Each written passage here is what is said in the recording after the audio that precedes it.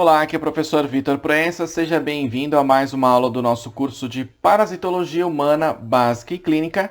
Na aula de hoje, a gente vai conversar um pouquinho sobre a doença do sono, também conhecida como tripanossomíase africana. A gente já teve algumas outras aulas, inclusive a doença de Chagas, que é a tripanossomíase americana. Então, aqui abaixo desse vídeo, eu vou deixar o link com todas as outras aulas aqui do nosso curso, para que você possa pegar os outros conteúdos. Essa aqui já é a 10ª ou 11ª aula, alguma coisa assim do nosso curso, tá bom? Então tá aqui abaixo desse vídeo, depois você confere. Aproveita também e já se inscreve no nosso canal para receber a notificação das próximas aulas que a gente tem aqui desse curso e dos outros todos que a gente tem aqui no IBAP Cursos, tá bom? E se você gosta de parasito, já clica aqui em curtir para que eu possa saber que você gosta desse tipo de conteúdo. Então, sem enrolação, vamos lá. Primeira coisa, qual que é o gênero e a espécie do parasita, do agente etiológico que causa a tripanossomíase africana ou doença do sono? A doença é causada pela subespécie do Trypanosoma brucei. Lembra do Trypanosoma cruzi, que era lá da doença de Chagas? Então, aqui é o Trypanosoma brucei. E ele é exclusivamente africano. Então, por isso que se chama tripanossomíase africana, ok? E aí existem várias subespécies, daqui a pouco a gente mostra, porque tem algumas diferenças em relação, por exemplo, ao tratamento, tá? A transmissão ela depende de um vetor biológico de um inseto do gênero Glossina, que é a chamada mosca tsetse.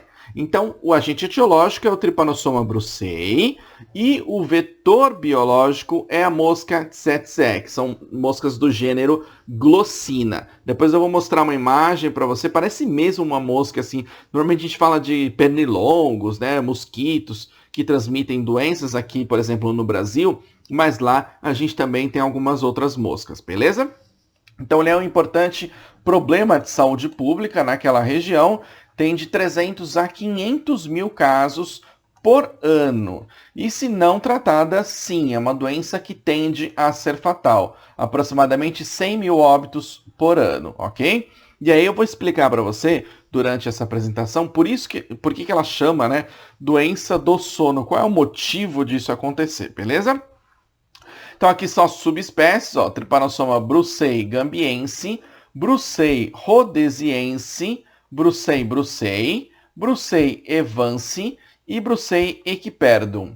Eles são muito parecidos morfologicamente, então é muito difícil, tá? Geneticamente você pode até fazer essa identificação, mas morfologicamente é bastante complicado de você fazer a diferenciação. A diferenciação do cruzi para o brucei até que é um pouco mais simples. Se você quiser saber, escreve aqui nos comentários que a gente grava um vídeo só sobre esse tipo de identificação, tá? Baseado lá no cinetoplasto, já adiantando para você.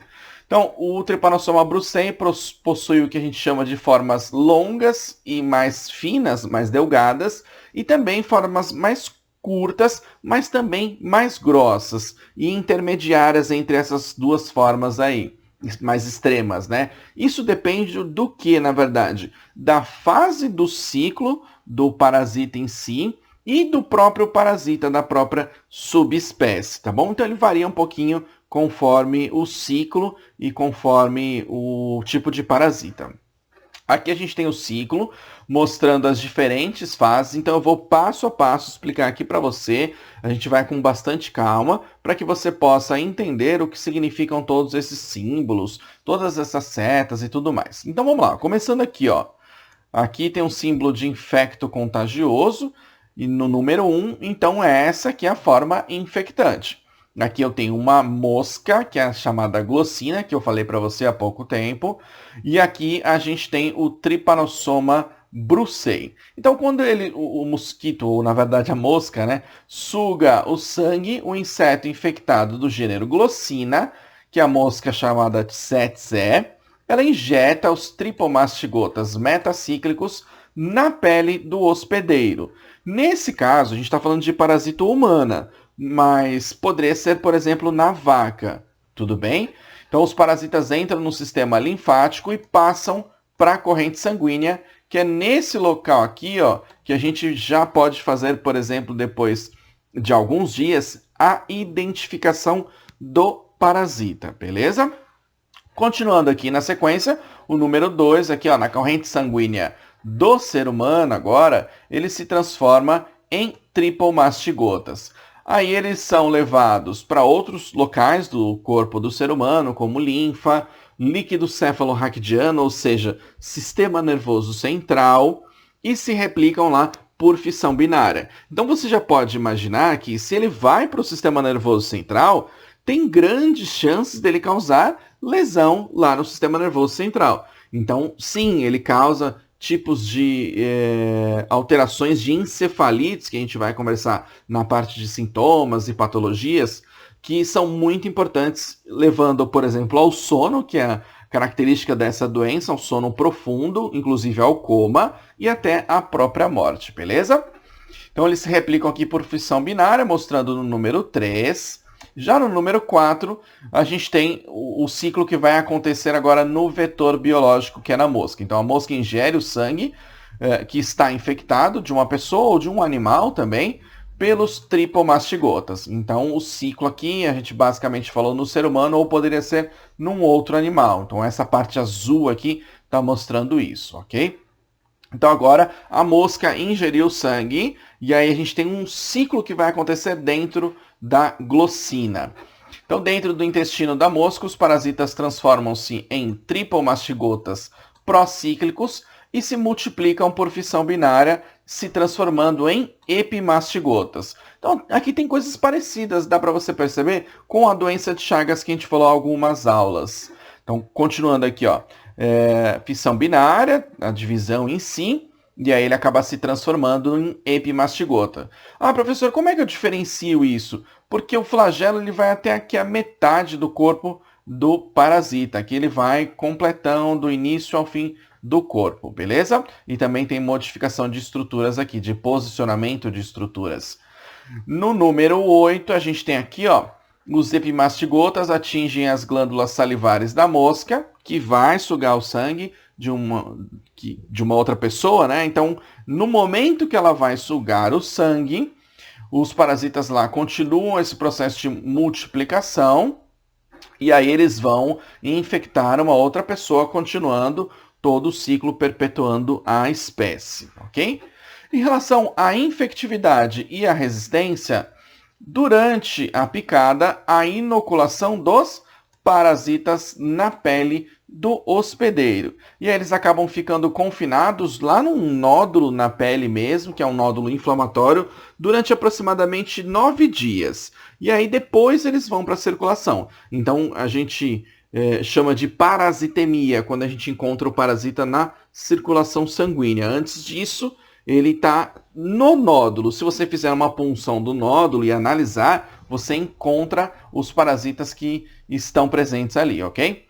Os tripanossomas, eles se multiplicam exponencialmente e depois eles acabam desaparecendo porque a gente tem uma ação do nosso próprio sistema imune, que é a chamada imunidade inata. É claro que essa aqui não é uma aula de imunologia, mas a gente tem o nosso sistema imune com a parte de células de defesa, células fagocíticas, eosinófilos, e os próprios anticorpos, que são da imunidade também adquirida ou adaptativa, quando começa a haver produção de anticorpos IgM e principalmente nesse caso IgG, ok?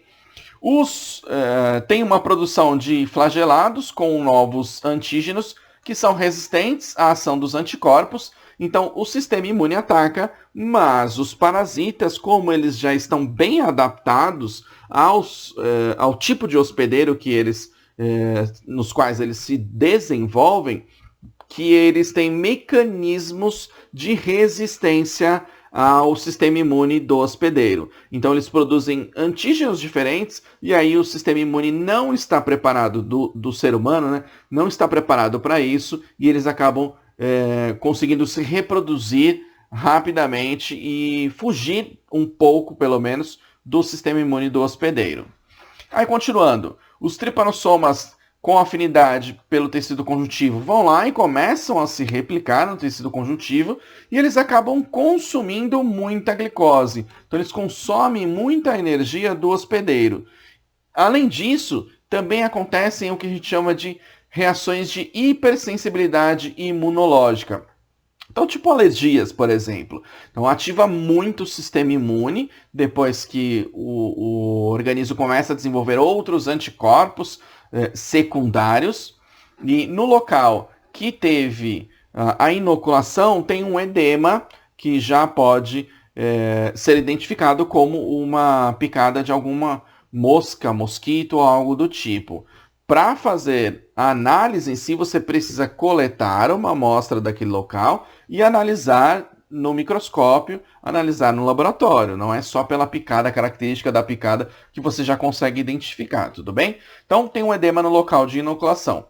E nos estádios iniciais, a gente tem já o início de anemia hemolítica e agregação de plaquetas lá na corrente sanguínea.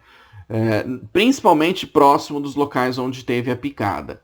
E isso daí já é um indício de que há uma redução de hemácias, uma redução de hemoglobina e uma redução de oxigenação dos tecidos devido a essa lise, esse rompimento das hemácias em si. Já em períodos mais tardios, a gente começa a ter um agravamento da anemia, tem hipertrofia de linfonodos, baço, fígado, tem edemas que podem ser edemas generalizados por alteração principalmente do sistema linfático e alteração também de proteínas sanguíneas. Tem ascite, que é acúmulo de líquido nas cavidades, distúrbios cardiovasculares, alterações endócrinas, musculares e hepáticas, renais e também em outros órgãos e sistemas, inclusive no sistema nervoso central, que o paciente desenvolve o que a gente chama de meningoencefalite e inclusive necrose no sistema nervoso central. Então você imagina que quando começa a ter esses problemas, normalmente numa segunda etapa, que é o período tardio, que a gente chama, o indivíduo começa a ter desorientação, a ter alterações psicológicas, a ter alterações de controle motor do sistema nervoso central e, obviamente, indução de sono profundo, coma e possivelmente morte. Além disso tudo, também tem imunodepressão. Então, ele perde a defesa contra outros tipos de agentes etiológicos também. As fases aqui são divididas em fase linfático-sanguínea e fase meningoencefálica, que normalmente costuma ser, obviamente, a mais grave. Mas vamos explicar aqui rapidinho. Então, nessa fase aqui mais linfático-sanguínea, tem inflamação pruriginosa, invasão de vasos sanguíneos e linfáticos, e aí tem aquelas alterações cardiovasculares ou vasculares em si, acessos febris, adenopatia, aumento do baço e a imunodepressão que a gente acabou de citar.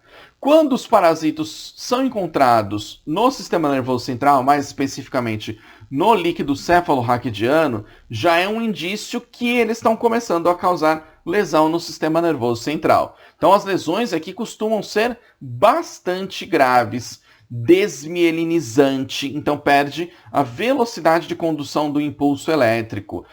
Tem meningoencefalite, então alteração no encéfalo mesmo e nas meninges em si, lesão no baço, gânglios, coração, pulmões, vasculite, entre outras alterações.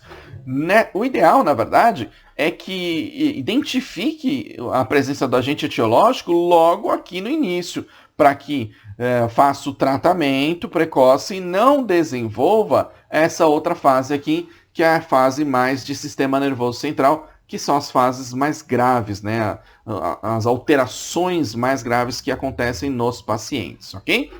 Então, o diagnóstico é necessário fazer o diagnóstico laboratorial, porque o tratamento ele varia conforme a subespécie do Trypanosoma brucei. Então, a utilização, ou tempo de utilização, dose e tudo mais varia conforme a subespécie desse parasita. Então, é bastante importante que se faça esse diagnóstico laboratorial. Os métodos parasitológicos basicamente são exame de sangue, de líquido cefalorraquidiano, porque a quantidade de parasitas no sangue pode cair, porque eles podem estar presentes onde? Lá no líquido cefalorraquidiano. Então, normalmente nessa fase mais tardia, a contagem no sangue é muito baixa e às vezes não encontra. Então aí é bastante importante que se faça também essa análise aqui, ó, no líquido cefalorraquidiano, principalmente quando começam a aparecer sintomas centrais, ok?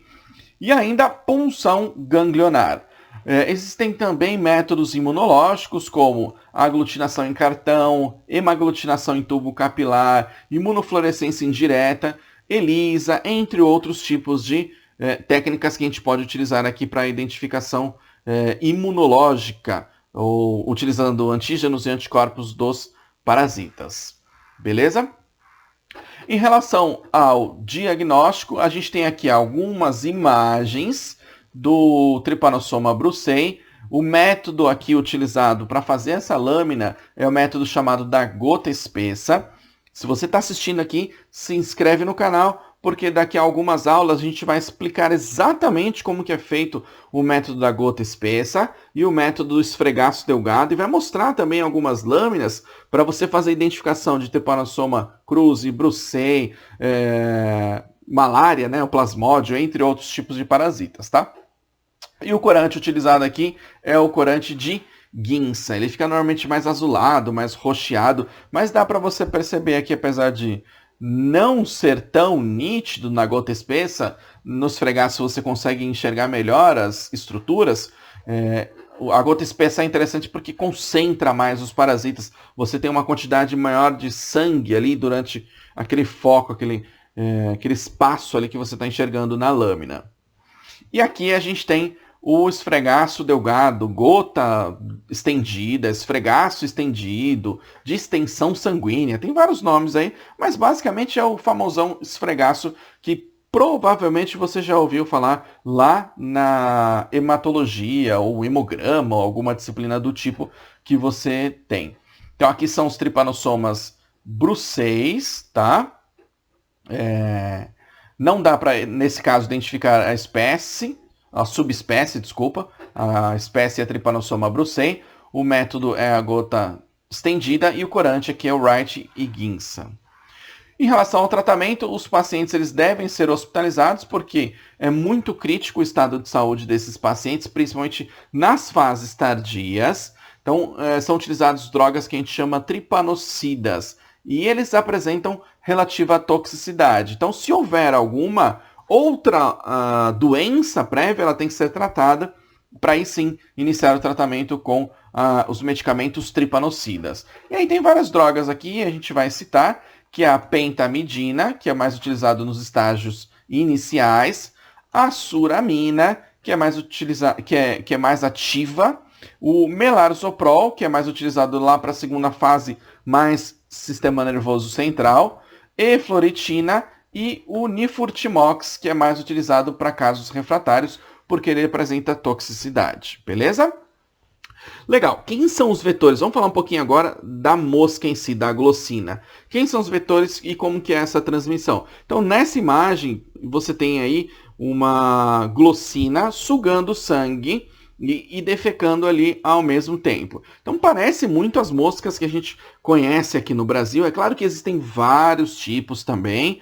A gente pode gravar um vídeo sobre isso se você tiver interesse. Escreve aqui nos comentários para saber se você quer entender melhor sobre os tipos de moscas, miíases e entre outras doenças causadas pelas moscas. Então nesse caso é uma doença essencialmente rural. Por quê? Porque muitas dessas moscas utilizam as vacas como reservatório, utiliza também como hospedeiro, ok? Então, glossina é mais conhecida como mosca tsetse e elas põem larvas, vivem próximos dos rios normalmente, então é bastante importante a gente entender que quando o ser humano ele vai ingerir a água de um rio, tem grande chance dele encontrar esse vetor aqui. Então, já pensando na prevenção, profilaxia, controle, etc., evitar locais que tenham a procriação desse vetor aqui. Porque se o vetor não entrar em contato com o hospedeiro, não tem a passagem do agente etiológico em si, não tem o desenvolvimento dessa doença. Daqui a pouco a gente conversa mais sobre a prevenção em si, beleza? Então, os vetores necessitam de sombra, eles não gostam de um calor excessivo, eles preferem um local que tenha mais umidade, normalmente próximo de rios, lagos, lagoas ou alguma coisa do tipo, e eles não gostam de temperatura muito elevada, como eu já citei para você. Então, como que é feita a prevenção e o controle? Primeira coisa, distanciamento dos criadouros e locais de repouso das moscas em si, das glossinas. Esse ponto é muito importante porque você quebra esse ciclo, você evita que o agente etiológico seja transportado, transmitido ou vetorizado por essas moscas para um ser humano, por exemplo. Então, como que eu faço isso daqui? É claro que naquela região eles levam o gado para ingerir água, por exemplo. Então, o gado é picado, o próprio ser humano que faz esse cuidado com os animais acaba também sendo picado. Então, qual que seria o ideal nesses casos? Instalar fontes adequadas de água para não levar o animal para ingerir aquele tipo de água, que é uma região propícia para o desenvolvimento das glossinas. Então, levar o quê? Ao distanciamento de rios, lagoas, que é um lugar úmido, que é um lugar que acaba sendo de procriação de moscas desse gênero aí, ok? Identificar os focos residuais da doença o quanto antes e, obviamente, tratar os pacientes que estejam acometidos por essa doença. Combater o vetor, seja utilizando inseticida que tenha efeito residual, efeito imediato, mas combater o vetor é muito importante. Por quê? Porque você quebra o ciclo. Lembra que o vetor está no centro lá do ciclo, quando a gente viu o ciclo no ser humano, que era aquela parte em azul, e o ciclo no vetor, na glossina em si, que eram umas setinhas vermelhas. Se você não lembra, volta o vídeo depois que terminar. As glossinas ficam no centro dessa história toda. Se o agente etiológico não consegue passar por intermédio da glossina em si, as pessoas não desenvolvem essa doença. Tudo bem? Então, um ponto crítico aí é evitar o local que tenha esse tipo de mosca ou ainda utilizar inseticidas para fazer esse tratamento. Beleza? Isso para a gente fechar aqui essa aula. Eu te convido a conhecer o Passaporte Mapflix. A gente tem mais de 50 cursos certificados na área da saúde, biomédica, farmacêutica e etc. Você pode fazer quantos cursos certificados você quiser com uma única assinatura anual, beleza? Então, já feita aqui a propaganda, eu agradeço aqui muito pela sua atenção. Se você gostou do vídeo, clica aqui em curtir para saber que você gostou desse conteúdo. E escreve aqui nos comentários, põe as suas dúvidas, fala o que você entende sobre esse assunto. Vamos trocar umas ideias aqui em relação à parasitologia. Lembra de se inscrever no canal, porque tem outros vídeos já programados, sendo gravados e tudo mais, para que você possa receber todos os vídeos aqui desse curso de parasitologia humana básica e clínica. E só para fechar, compartilhe aqui esse vídeo com todos os seus amigos no Facebook, Instagram, WhatsApp, principalmente a galera que precisa entender mais sobre diagnóstico laboratorial de parasitoses, beleza? Então é isso aí, meu nome é Vitor Proença, obrigado pela sua atenção, um grande abraço e até a próxima aula.